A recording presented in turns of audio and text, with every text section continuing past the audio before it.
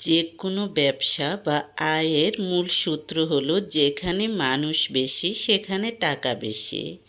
Television বা সংবাদপত্রের দিন এখন শেষ হয়ে আসছে। এখন মানুষ খবর পড়ে ফেসবুকে, বিজ্ঞাপন দেখে ফেসবুকে এবং কেনাকাটাও করে ফেসবুকে। এই বিশাল জনসমাগমকে কেন্দ্র করেই তৈরি হয়েছে আয়ের হাজারো পথ। কিন্তু সেই পথে হাঁটার আগে আপনাকে বাস্তবের জমিতে পা রাখতে হবে।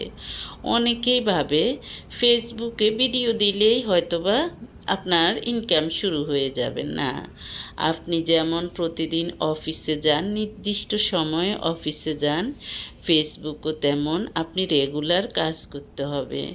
তারপর আপনি মানসম্মত কাজ করতে হবে।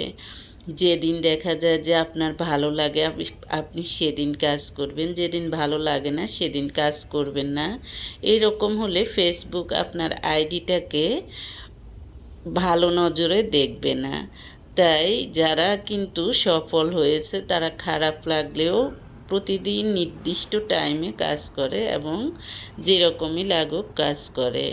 ফেসবুক থেকে আয়ের কথা শুনলে অনেকের চোখে ভেসে ওঠে বিলাসবহুল জীবন, ঘরে বসে ল্যাপটপে কয়েকটা ক্লিক আর ডলারে ডলারে ব্যাংক অ্যাকাউন্ট ভরে যাওয়া।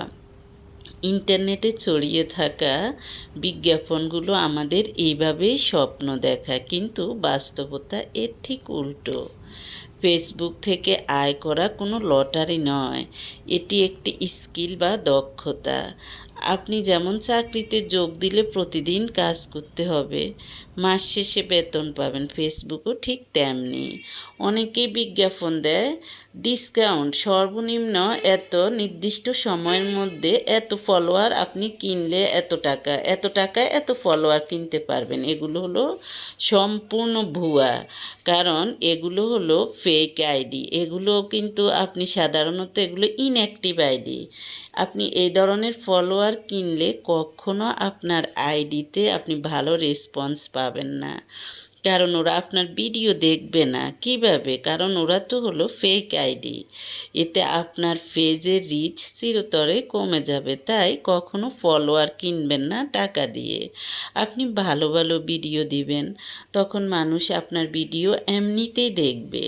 আপনি রিয়েলভাবে যে ভিউ পাবেন, আপনি রিয়েলভাবে যে ফলোয়ার পাবেন সেটাই আপনার কাজে আসবে। তবে আপনি যদি নিয়ম মতো রুল মেনে কাজ করতে পারেন, আপনি অবশ্যই ফেসবুক থেকে, পেজ থেকে আপনি ইনকাম করতে পারবেন এবং রিলস থেকেও পারবেন।